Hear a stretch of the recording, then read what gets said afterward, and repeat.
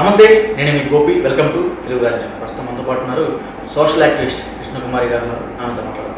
నమస్తే. రైట్. పిఠాపురం మాజీ MLA SSN Varma గారు అయితే నిన్న మహానాడులో ఒక మాట మాట్లాడడం జరిగింది. సీఎంగా చంద్రబాబు గారు ఉన్నారు, మంత్రిగా నారా లోకేష్ గారు ఉన్నారు, ఆయన మంత్రి అయితే నేను కూడా మంత్రినే అని అన్నట్టుగా అయితే ఆయన మాట్లాడడం జరిగింది. అసలు ఆయన ఏ ఉద్దేశంతో ఆ మాట్లాడారు? పదవులు ఉంటేనే పనిచేయాలా? పైగా అతను ఇంతకుముందు కూడా నిరూపించుకుని ఉన్నాడు. అతను ఇండిపెండెంట్గా పోటీ చేసి గెలిచాడు కదా, అవునా? ఆ తర్వాతే తెలుగుదేశం వాళ్ళు చేర్చుకున్నారు. అంటే అతను ఏంటి, జనాల్లో సత్తా. ఒక ఇండిపెండెంట్గా పోటీ చేయడం అంటే అది మామూలు విషయం కాదు. ఒక పార్టీ బీఫామ్ ఇచ్చి పోస్టర్లు వేసి అది చేసి ఇది చేసి మీటింగులకు వచ్చి మీటింగుల్లో మాట్లాడి మా ప్రభుత్వం వస్తుంది అని చెప్పి ఒక అభ్యర్థిని గెలిపించడం వేరు, ఇండిపెండెంట్గా ఒక అభ్యర్థి గెలవడం వేరు. అవును, చాలా కెపాసిటీ ఉండాలి. చాలా ప్రజల్లో పట్టు ఉండాలి. అతను ఎంత ప్రజానాయకుడు కాకపోతే గెలుస్తాడు ఇండిపెండెంట్గా? మరి అతను ఇండిపెండెంట్గా గెలిచిన సత్తా ఉన్న నాయకుడు ఇవాళ ఏదో కాలం కర్మం కలిసిరాక అది పవన్ కళ్యాణ్ గారు ఆ సీట్ కొట్టేసుకుని వెళ్ళిపోతే కూటమి సమీకరణాల్లో భాగంగా ఆయనకి పదవి లేదు. ఏమైంది ఇప్పుడు? పదవి లేకపోతే నామినేటెడ్ పదవి కూడా ఇవ్వలేదు. ఏమవుతుంది? ఆయన పని చేయడా? ఆయన పని చేస్తాననే ధీమా ఉంది ఆయనకి. అందుకే చెప్పాడు సింపుల్గా. అంటే మనకు సామెత ఒకటి ఉంది, పవర్ లేని పొలిటీషియన్కి, ప్రాక్టీస్ లేని ప్లేయర్కి విలువ ఉండదని. అది తప్పు. అదంతా వీళ్ళు పవర్ కావాలనుకునే వాళ్ళకి సృష్టించింది ఇదంతా. నేను ఇందాక చెప్పాను కదా, ఇందిరాగాంధీ ఎగ్జాంపుల్. ప్రజలలోకి వెళ్ళి పనిచేస్తుంటే ఎవరు వద్దంటారండి? ఇప్పుడు వాటర్ కనెక్షన్స్ గురించి ఒక వ్యక్తి పనిచేస్తున్నారు అనుకోండి, ఆ పదవి కావాలా దానికి? కాకపోతే ఎక్కువ తిరగాల్సి వస్తుంది. ఒక నాయకుడు వస్తే ఒకసారితో అయ్యేది, పదవి లేని వాళ్ళు 10 సార్లు తిరగాల్సి రావచ్చు. కానీ ప్రజల హృదయాల్లో ఉంటారా? మనం గెలుచుకోవాల్సింది ప్రజల హృదయాలనా, లేకపోతే పదవులను అలంకరించుకోవటం మనకు కావాల్సింది? ప్రజలే కదా. అందుకని ప్రజల హృదయాల్లో ఉన్నాడు వర్మ గారు. కాబట్టి ఆయనకి ఏం డోకా లేదు. ఆయన బతికున్న రోజులు ఆయన ప్రజానాయకుడిగానే ఉంటాడు. ఈసారి అవకాశం వస్తే పోటీ చేస్తాడు, గెలుస్తాడు. ఈసారి కూడా ఆయనకి సీట్ దొరకలేదనుకోండి, ప్రజల్లో పనిచేస్తాడు. ఇవాళ పవన్ కళ్యాణ్ గురించి ఎంత మాట్లాడుకుంటున్నారు, వర్మ గారి గురించి కూడా అంతే మాట్లాడుకుంటున్నారు. అంటే పార్టీ మాట ఇచ్చిన మాట నిలబెట్టుకోలేకపోయిందని చెప్తున్నారు. దానికి ఏమంటారు? ఆయనకి లేని బాధ మనకెందుకండి? ఆయనకు ఏం బాధ లేదుగా. దీన్ని బట్టి మనకేం అర్థం అవుతుంది? ఆయనకి పెద్ద పదవి లేకపోయినా ఆయనైతే జనాల్లోనే ఉన్నాడు కదా, మహానాడు దాకా వచ్చి మాట్లాడాడు కదా. మరి ఆయనకే కోపం ఉంటే ఆయన రాడు కదా, ఆయన ఇంట్లో కూర్చుంటాడు, లేదంటే ఇంకో పార్టీ పెడతానంటాడు, లేదంటే ఇంకో పార్టీలోకి వెళ్తానంటాడు, ఏవేవో చెప్పేవాడుగా. ఆయనకే అసలు ఏ ఇబ్బంది లేనప్పుడు మనందరికీ ఎందుకండి మాట్లాడుకోవటం? ఇప్పుడు ఇది ఎట్లా ఉందంటే, ఒకప్పుడు పవన్ కళ్యాణ్కి 4 పెళ్ళిళ్ళు, పవన్ కళ్యాణ్కి 4 పెళ్ళిళ్ళు అని చెప్పి వైఎస్ జగన్మోహన్ రెడ్డి తెగ ఎగిరేవాడు. అయితే ఆ విషయంలో అసలు నష్టపోయిన అమ్మాయి బయటకు వచ్చి, మా ఆయన 2వ పెళ్లి చేసేసుకున్నాడండి, నా జీవితం బుగ్గిపాలు చేసేసాడండి, నాకు అన్యాయం చేసేసాడండి అని ఆవిడ మాట్లాడాలి, ఆవిడ కేసు పెట్టాలి. ఆవిడ తరఫున ఇదేమి ప్రజా సమస్య కాదు, అవును, సుమోటోగా తీసుకోవటానికి. అట్లాగే ఉంది ఇది కూడా. ఆయన ఏంటంటే ఆ రోజు ఒక రాజకీయ కక్ష తీర్చుకోవటం కోసం, పవన్ కళ్యాణ్ మీద బురద జల్లడం కోసం, పవన్ కళ్యాణ్ చంద్రబాబు నాయుడికి చాలా దగ్గరైపోతున్నాడు కాబట్టి వాళ్ళిద్దరూ కలిస్తే మళ్ళీ నేను ఓడిపోతాననే దుగ్ధతోటి జగన్మోహన్ రెడ్డి ఆ విధంగా మాట్లాడి ఉండొచ్చు. కానీ అలా మాట్లాడాల్సిన అవసరం లేదు. ఇప్పుడు వర్మ గురించి కూడా అలా మాట్లాడాల్సిన అవసరమే లేదు. అసలు ఆయనకి లేని బాధ మనకెందుకండి?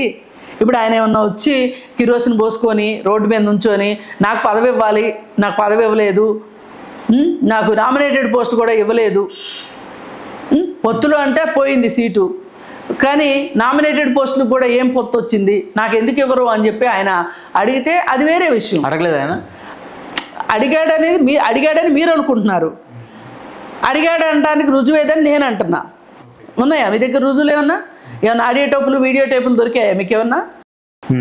మనము ప్రతిదీ రంధ్రాన్వేషణ చేయడం కరెక్ట్ కాదండి. మనం చేయాల్సింది ఏంటి అంటే, వర్మని ఆదర్శంగా తీసుకొని ఏ పార్టీ వాళ్ళైనా సరే పదవి లేకపోయినా పని చేయాలి జనాల కోసం అనే ఒక జ్ఞానాన్ని నేర్చుకోవాలి. అంటే ఒకప్పట్లో ఈ వర్మ గారు పవన్ కళ్యాణ్ గారు ఇద్దరు కలిసిమెలిసి తిరిగేవాళ్ళు. ఇప్పుడు అసలుకి వర్మ గారిని దగ్గర కూడా రానిట్లేదు, ఎందుకంటారు?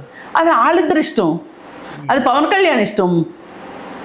ఇద్దరు స్నేహితులు విడిపోయారు అంటే ఆ ఇద్దరికి తెలుస్తుంది, కానీ మనకేం తెలుస్తుంది? మనకెందుకు మధ్యలో? నేను అడిగేది అది. వాళ్ళిద్దరికి ఏమి సమీకరణాల్లో దెబ్బ తగిలిందో, ఏ అగ్రిమెంట్లు డిసగ్రిమెంట్లు అయినాయో మనకేం తెలుసు? మనం ఎట్లా చెప్తాము? ఇదంతా ఎలా ఉంటుంది అంటే రాజకీయ పార్టీలు వాళ్ళ పార్టీలో ఏం జరుగుతుందో చూసుకోకుండా ఎదురు పార్టీలో ఏం జరుగుతుందో తెలుసుకోవడానికే ఇష్టం చూపిస్తుంటారు. ఆ ఎదురు పార్టీలో లోపాలే వాళ్ళ బలంగా చూపించుకుంటారు. ఎప్పుడు కూడా మన బలమే బలం, మన బలహీనతే బలహీనత. ఎదురువాడి బలహీనత మన బలం అవ్వదు ఎప్పటికీ కూడా. అలా అవుద్దని చాలామంది అనుకుంటారు, చాలా అపోహ అది.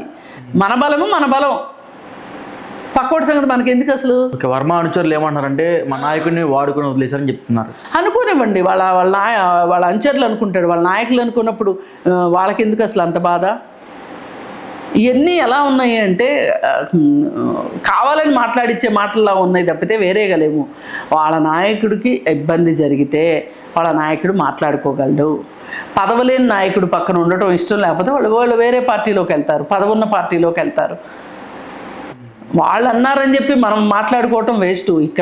ఇక్కడ కావాల్సింది ఏంటి అంటే 101 కోట్ల జనాభా ఉంటే 101 కోట్ల మాటలు వస్తాయి. అన్ని మాటలు పరిగణలోకి తీసుకుంటారా? తీసుకోరు కదా. ఎవరి అభిప్రాయం వాళ్ళది. అలాంటప్పుడు ఇవన్నీ కాదు. వర్మ గారు జనాల్లో ఉన్నారా లేదా, వర్మ గారికి ఉన్న క్రెడిబిలిటీ ఏంటి, ఆయన క్రెడెన్షియల్స్ ఏంటి, ఆయనకి ఏ పదవి లేకపోయినా ఆయనే మా సమస్యలు తీర్చగలడు అని ప్రజలు నమ్ముతున్నారు అంటే అతను ఎంత విశ్వాసాన్ని కలిగించాడు ప్రజల్లో, అది నేర్చుకోవాలంటున్నా నేను. ఊరికే పక్కన కూర్చొని రాళ్ళేయడం కాదు. ఓడిపోయిన పార్టీల వాళ్ళు ఖచ్చితంగా నేర్చుకోవాలి. ఇప్పుడు అతను అధికార పార్టీలో ఉండి కూడా ఇంకేంటి నాకేంటి నేను అధికార పార్టీలో ఉన్నాను అని హాయిగా చలవ కళ్ళద్దాలు పెట్టుకుని ఇంట్లో కూర్చోకుండా పనిచేస్తున్నాడు. ఇప్పుడు వైసీపీ పార్టీని చూడండి, ఏమైనా పని చేస్తుందా ప్రజల్లో? రేపు ఎట్ట గెలుస్తుంది? ఎలక్షన్ సంవత్సరం ముందు బయటకు వస్తారు. ఇది కలుగుల్లో ఎలుకల్లాగా కూర్చొని అప్పుడు ఉష్ట్రపక్షులాగా చూస్తా కూర్చొని అప్పుడు వస్తారా? మరి ఈ 4 ఏళ్ళు జనాల బాధలు ఎవరు చూడాలి? మరి వాళ్ళకి అసలు ప్రతిపక్షంగా పనిచేయగలిగిన 11 మంది ఎమ్మెల్యేలు ఉన్నప్పుడే వాళ్ళు అసెంబ్లీకి రావడానికి వాళ్ళకి ఒళ్ళు బరువు అయిపోయింది. వాళ్ళు అసెంబ్లీకి రావట్లా, వాళ్ళ మాట్లాడగలిగేది. వర్మ ఎమ్మెల్యే కాకపోయినా ఎమ్మెల్యేలాగా పనిచేస్తున్నాడు, మంత్రి కాకపోయినా మంత్రిలాగా పనిచేస్తున్నాడు జనాల్లో తిరిగి. మీరు ఎమ్మెల్యేలు ఏం పని చేస్తున్నారు? అసలు అసెంబ్లీకి ఎందుకు రారు? అసలు జగన్మోహన్ రెడ్డి ఎందుకు రాడు అసెంబ్లీకి? ఆయన సీఎం అయితే తప్పితే అసెంబ్లీకి రాడా? ప్రతిపక్ష నాయకుడు హోదా ఇస్తే తప్పితే అసెంబ్లీకి రాడా? ఇట్లాంటివన్నీ నేర్పిస్తున్నారు జనాలకి. నేను పదవి ఉంటేనే చేస్తాను, నా మాట నెగ్గుతుంది అంటేనే చేస్తాను, ఇవన్నీ కాదు. నువ్వు ఒక మనిషిగా నీకేం కర్తవ్యం ఉంది? ప్రతి మనిషికి కొన్ని లక్ష్యాలు కర్తవ్యాలు ఉంటాయి, వాటి ప్రకారం పనిచేసుకుంటూ వెళ్ళాలి. అంతేగాని పక్కోడు పని చేయలేదు కాబట్టి ఆడు పని చేయలేదని చెప్పి నేను కూడా పని చేయకుండా తప్పించుకోవచ్చు అనుకునే ధోరణి ఏదైతే ఉందో ఆ ధోరణి ఈ రాజకీయ నాయకులను చూసే నేర్చుకుంటున్నారు జనాలు. ఇలాంటి వాళ్ళకి చెంపదెబ్బ Varma. Okay, right, thank you అమ్మా. Thank you. Hello, Telugu Rajyam channel చూస్తున్నారా? సామాజిక రాజకీయ జీవన చిత్రణే తెలుగు రాజ్యం. అతిశయోక్తులు అసత్యాలు ఉండవు. రాజకీయ కోణం కాదు, ప్రజా కోణమే కొలబద్ద. తెలుగు రాజ్యం వీక్షణ మీ ఉత్తమ అభిరుచికి నిదర్శనం.